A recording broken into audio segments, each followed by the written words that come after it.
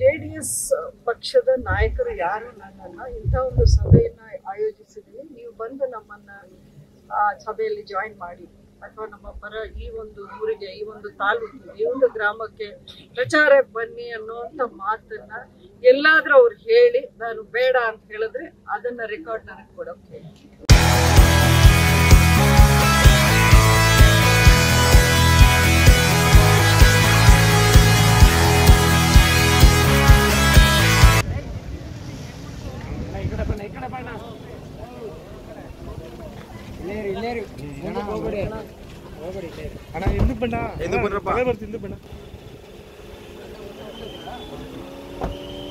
ದೂರದಲ್ಲೇ ತಗೊಳ್ಳಿ, ಯಾರು ಮಹೇಶನ ಹೋಗ್ಬೇಡ ಅದಕ್ಕೆ.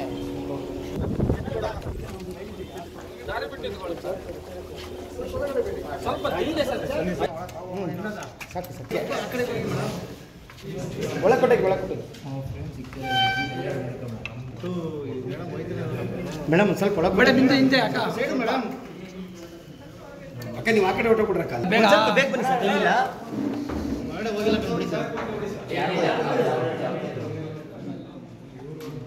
ಅಣ್ಣ ಗುರು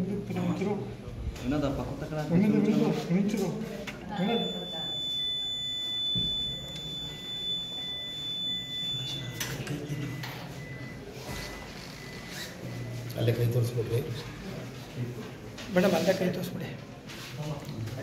ಓಕೆ ಮೇಡಮ್, ಮೇಡಮ್ ಹಾಗೆ ಒಂದು ಸೆಕೆಂಡ್ ಮೇಡಮ್.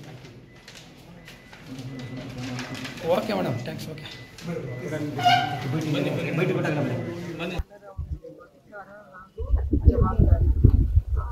ಜವಾಬ್ದಾರಿ ಚಲಾಯಿಸಿದ್ದೀನಿ. ಹೆಮ್ಮೆ, ಖುಷಿ ಆಗುತ್ತೆ.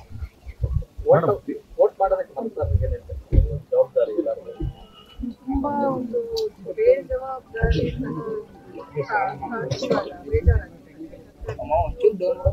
ನಮ್ಮಲ್ಲಿ ಎಷ್ಟು ಸಮಸ್ಯೆಗಳಿದೆ, ಎಷ್ಟು ಮಾಡಬೇಕಾಗಿರೋ ಕೆಲಸ ಇದೆ.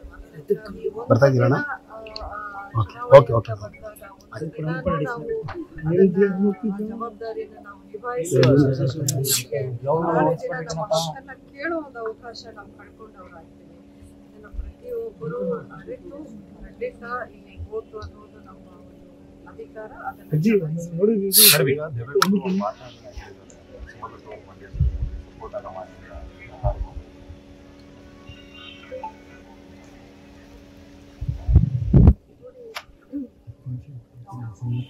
ಹಿರಿಯರು ತುಂಬ ಮೊದಲಿಂದು ತುಂಬಾನೇ ನಮಗೆ ಗೌರವ ಆಗಿದೆ. ಅವರ ಹೇಳಿಕೆಗೆ ನಾನು ಇನ್ನೊಂದು ರೀತಿಯ ಒಂದು ಉತ್ತರ ಹೇಳೋಕ್ಕೆ ಇಷ್ಟ ಇಲ್ಲ. ಆದರೂ ಎಲ್ಲೋ ಅವ್ರಿಗೆ ಇದರಿಂದ ಸರಿಯಾದ ಮಾಹಿತಿ ಕೊಡಲಿಲ್ಲ, ಇಲ್ಲಾಂದರೆ ಅವ್ರು ಆ ರೀತಿ ಹೇಳಿಕೆ ಕೊಡ್ತಾ ಇರಲಿಲ್ವೇನೋ ಅಂತ ನನಗೆ ಅನಿಸುತ್ತೆ. ಖಂಡಿತ ಅವರಿಂದ ಈ ಹೇಳಿಕೆ ನಾನು ನಿರೀಕ್ಷೆ ಮಾಡಿರಲಿಲ್ಲ. ನಿಮ್ಮೆಲ್ರಿಗೂ ಗೊತ್ತು, ಈ ಒಂದು ಚುನಾವಣೆಯ ಹಿನ್ನೆಲೆ ಏನಿತ್ತು. ನಾನು ಪಕ್ಷೇತರ ಸಂಸದೆ, ಪಕ್ಷೇತರ ಅಭ್ಯರ್ಥಿಯಾಗಿ ನಾನು ಎಂಥ ಒಂದು ಗೆಲುವನ್ನು ಜನ ಕೊಟ್ಟಿದ್ರು. ಅದೇ ರೀತಿ 5 ವರ್ಷಗಳು ನನ್ನ ಜವಾಬ್ದಾರಿನ ಯಾವ ರೀತಿ ನಾನು ಕ್ಷೇತ್ರದಲ್ಲಿ ಹಾಗೂ ಲೋಕಸಭೆಯಲ್ಲಿ ನಿಭಾಯಿಸ್ಕೊಂಡು ಬಂದೆ. ಸಣ್ಣದೋ ದೊಡ್ಡದೋ ಅಂಬರೀಷ್ ಅವರಿಗೆ ನನಗೆ ಆದಂಥ ಒಂದು ಬೆಂಬಲ, ಒಂದು ಪಡೆ, ಒಂದು ಶಕ್ತಿ ಅನ್ನೋದು ಅದನ್ನೆಲ್ಲ ಪಕ್ಕಕ್ಕಿಟ್ಟು ಮೋದಿ ಅವರು ಮತ್ತೊಮ್ಮೆ ಪ್ರಧಾನಿ ಆಗಬೇಕು ಅನ್ನೋ ಒಂದೇ ಒಂದು ಉದ್ದೇಶಕ್ಕೆ ನನ್ನದೇನೇ ಇದ್ರೂ ಈ ಒಂದು ಸಂದರ್ಭದಲ್ಲಿ ನಾನು ಅದನ್ನ ನೋಡ್ಕೋಬಾರದು. ಮೋದಿ ಅವರನ್ನ ಮತ್ತೊಮ್ಮೆ ಪ್ರಧಾನಿ ಮಾಡೋ ಒಂದು ಉದ್ದೇಶ ಇಟ್ಕೊಂಡು ನಾನು ನನ್ನ ಗೆದ್ದಂತ ಸೀಟ್ನ ನಾನು ತ್ಯಾಗ ಮಾಡ್ತೀನಿ. ಈ ನಿಟ್ಟಿನಲ್ಲಿ ನನ್ನ ಶಕ್ತಿ ಏನಿದೆ, ಅಂಬರೀಷ್ ಅವರ ಒಂದು ಅಭಿಮಾನಿಗಳ ಪಡೆ ಏನಿದೆ, ಆ ಶಕ್ತಿಯನ್ನ ಬಿಜೆಪಿಗೆ ಹಾಗೂ NDAಗೆ ಸೇರಿಸಬೇಕಂತ ನನ್ನ ಪ್ರಕಾರ. ನಮ್ಮ ಕಾರ್ಯಕರ್ತರೇನೇ ಇರಲಿ, ನಾನು ಫಿನಿಶ್ ಮಾಡಾದ್ಮೇಲೆ ನಮ್ಮ ಕಾರ್ಯಕರ್ತರೇನೇ ಇರಲಿ, JP ಪಕ್ಷದ ವತಿಯಿಂದ ಹಾಗೂ ನನ್ನ ಜೊತೆಯಲ್ಲಿ ಇದ್ದಂಥ ಬೆಂಬಲಿಗರು ಎಲ್ಲ ನಿಷ್ಠೆಯಿಂದ ಕೆಲಸ ಮಾಡಿದ್ದಾರೆ. ಅದರಲ್ಲಿ ಅದು ಮಾತಿಲ್ಲ. ಆದರೆ ಇವತ್ತಿನ ದಿನದವರೆಗೂ JDS ಪಕ್ಷದ ನಾಯಕರು ಯಾರು ನನ್ನನ್ನ ಇಂಥ ಒಂದು ಸಭೆಯನ್ನ ಆಯೋಜಿಸಿದೀವಿ, ನೀವು ಬಂದು ನಮ್ಮನ್ನ ಸಭೆಯಲ್ಲಿ ಜಾಯಿನ್ ಮಾಡಿ ಅಥವಾ ನಮ್ಮ ಪರ ಈ ಒಂದು ಊರಿಗೆ, ಈ ಒಂದು ತಾಲೂಕಿಗೆ, ಈ ಒಂದು ಗ್ರಾಮಕ್ಕೆ ಪ್ರಚಾರಕ್ಕೆ ಬನ್ನಿ ಅನ್ನುವಂಥ ಮಾತನ್ನ ಎಲ್ಲಾದ್ರೂ ಅವ್ರು ಹೇಳಿ ನಾನು ಬೇಡ ಅಂತ ಹೇಳಿದ್ರೆ ಅದನ್ನ ರೆಕಾರ್ಡ್ ನನಗೆ ಕೊಡೋಕೆ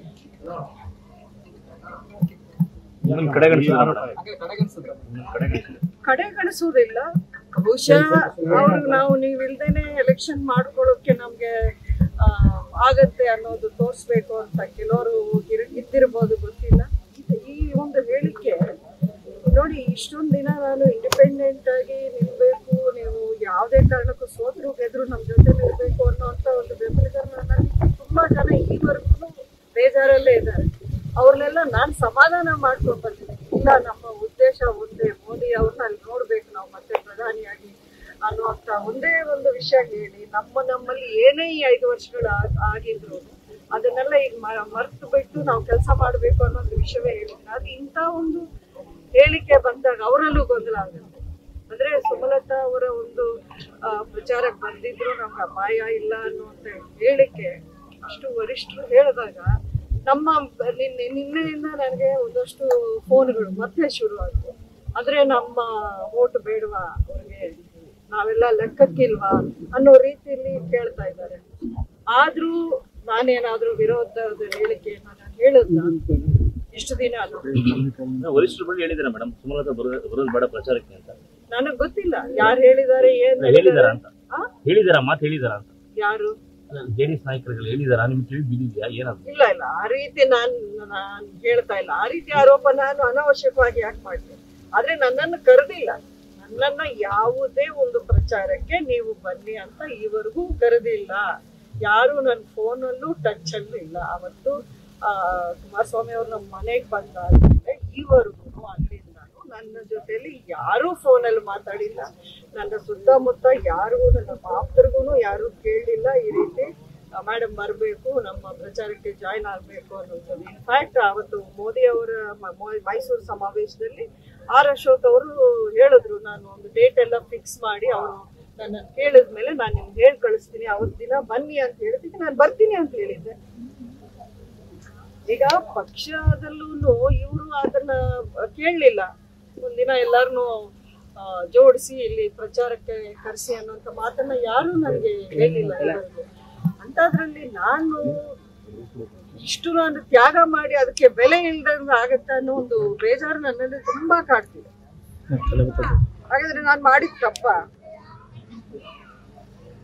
ಇದಕ್ಕೇನಾದ್ರೂ ನಾನು ರಿಯಾಕ್ಟ್ ಮಾಡಿದ್ರೆ ಅದನ್ನ ಬೇರೆ ರೀತಿ ಸಂದೇಶ ಹೋಗ್ಬಾರ್ದು ಅನ್ನೋಂತ ಇದ್ರಲ್ಲಿ ನಾನು ಸುಮ್ಮನೆ ಇದ್ದೀನಿ. ಇಷ್ಟು ದಿನ ಎಷ್ಟೋ ಜನ ಬೆಂಬಲಿಗರು ಈ ನನ್ನ ನಿರ್ಧಾರಕ್ಕೆ ವಿರೋಧವಾಗಿದ್ರು. ನೀವೇ ನೋಡಿದ್ರಿ ನಮ್ಮ ಮನೆಗೆ ಬಂದಾಗ ಅವರು ಯಾರ್ಯಾರು ಏನೇನು ಹೇಳಿಕೆ ಕೊಟ್ಟರು ಎಲ್ರಿಗೂ ನಾನು ಸಮಾಧಾನ ಮಾಡ್ತಾ ಬಂದಿದ್ದೀನಿ. ಯಾರು ಮಾಡ್ತಾರೆ ಈ ಕೆಲಸ? ನಾನು ಹೇಳ್ತಾ ಇದ್ದೀರಲ್ಲ, ನಮ್ಮ ಯೂಟ್ಯೂಬ್ ಚಾನೆಲ್ನ ಸಬ್ಸ್ಕ್ರೈಬ್ ಆಗಿ, ಲೈಕ್ ಮಾಡಿ, ಪಕ್ಕದಲ್ಲಿ ಕಾಣಿಸೋ ಬೆಲ್ ಐಕನ್ನ ಕ್ಲಿಕ್ ಮಾಡಿ.